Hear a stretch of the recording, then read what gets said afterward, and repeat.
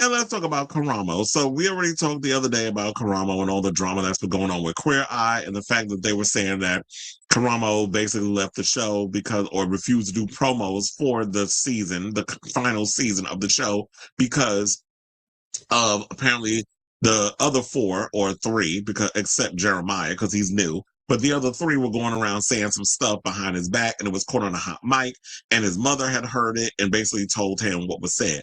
But apparently, Rob Shutter, who we reference a lot on this show, recently did a thing on his Substack where he was spilling tea and basically saying that Karamo might have been the problem and might have been out here being a bully on behind the scenes. So he says, "Darling, the Fab Five fantasy is officially shattered.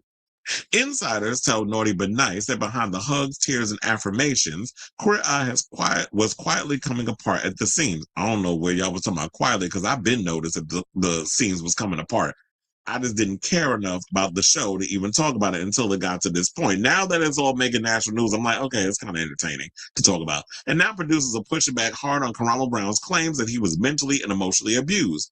Their version is very different. They said Karamo wasn't the victim, one production source is telling Rob.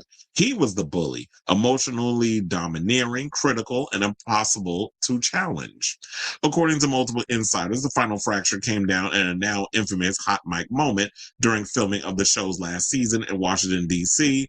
Karamo's mother was visiting the set and was given production headphones when she overheard Anthony Porowski, Tan France, and Jonathan Van Ness venting privately after Karamo stepped away.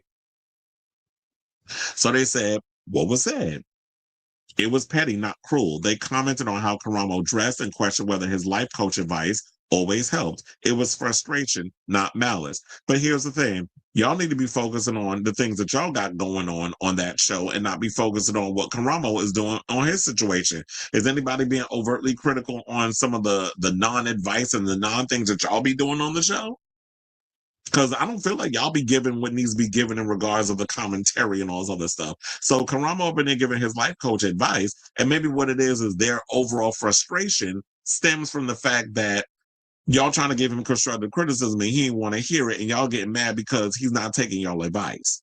And so now y'all want to talk about that he's being a bully. I just need examples of y'all talking about he's the real bully. Has he said or has he done anything remotely cruel towards any of his fellow castmates that warrants this kind of conversation? And me reading based on this whole situation, I don't feel like there's any signs of bullying. Bullying is a strong word to use. Bullying is like when you go in and you just verbally abusing and harassing people that you work with and trying to make them feel a way where there's a power dynamic. That to me is sort of like what bullying is. Not the fact that you give me constructive criticism and I don't want to hear it because, bitch, you my peer and quiet as it's kept. You giving the bare minimum when you're on the show. I'm actually doing what I need to do. And yeah, maybe that you're not really feeling the advice and the coaching and all this other stuff that I'm giving these people, but that's not up to you though. You need to focus on the rest of what y'all are being paid to do.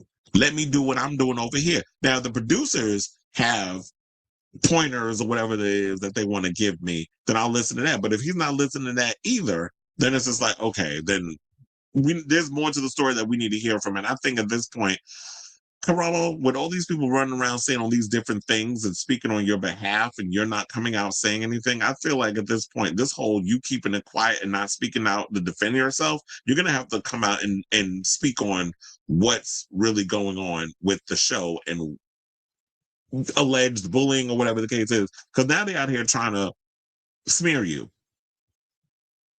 So they said everyone was walking on eggshells around Karamo. This is what another source claims. If you disagree with him, he framed it as harm. Okay, now y'all be doing too much with that. Because my thing is, I can't stand when y'all be coming out here and say, I'm triggered, or you're having your little emotional moments. Because I understand this is like the new generation we in.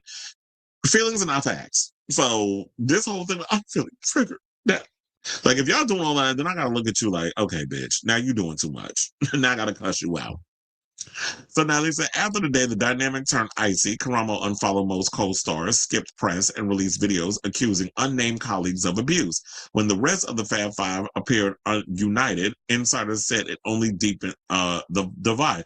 First of all, not only that, but I kind of side-eyed the situation where they're all sitting there holding each other's hands and got lit hands on each other. I'm like, what are y'all doing? Like, it just feels so fake and so performative. I wasn't buying it. So side eyeing the whole time. I was like, okay, because he left y'all unarmed. He basically, y'all found out within moments before y'all went live that Karamo wasn't coming out and doing the promo and sending a video, and y'all were blindsided. I was trying to think of the word, so that's why I was stalling a little bit. Y'all were blindsided by the whole situation, and you felt that that was what now you need to come out and say something, and then y'all to come on with the hand holding and all the other mess, and that's when Gail and one of her good shake and go wigs had to tell you, but you're not, it's great and all that you're saying all this, you're giving your side, but we're not going to just diminish Karamo's feelings at this point. So they said after that day, the dynamic turned icy. Karamo fought, they said that deep in the vibe, they said he wanted accountability, but he wasn't willing to look at his own behavior and don't expect a reconciliation. Karamo doesn't want an apology and no one's offering one. This is what a producer reveals. Everyone has moved on.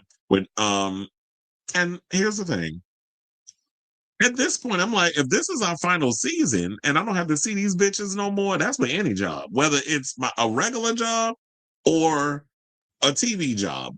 If I ain't got to work with these people no more, I don't care. I don't want an apology for them. As long as I ain't got to work with them ever. Now, if we end up winding up somewhere and it just so happens we working together on another, I'm like, I'm not working with this idiot. So we just got to figure out how to make that work. But in the meantime, it's like, everybody, I mean, you're not going to get along with everybody that you work with, and that's fine. But I don't like the idea that that the one person has been ostracized. Well, I can't even say one person because so far it's two people that were part of this show that have had bad situations with the other cast members. So I love you, Rob. I know this is entertaining. I know this is you're going based off of what people told you, but I'm not buying what these producers are selling. I'm not, because the thing with Bobby Burke, that was one thing. And now it's Karamo is the second person to come out from all of this against these other three. No, I'm not buying it. So, and from the article, I didn't get anything regarding bullying. So I don't know if I'm confused or the fact that y'all just saying a bunch of nothing and you expect me to just automatically go along with, yeah, Karamo was the bully because y'all say so. But not here, Satan. Not today. So I say all this to say, what do you guys think of this story regarding the queer eye producers basically saying that, no, it wasn't the other cast members that were bullying. It was Karamo who was the real bully, even though based off the article, I didn't catch any example of bullying on Karamo's part. So I definitely want to hear from y'all. Let me know what your overall thoughts on this story in the comments down below.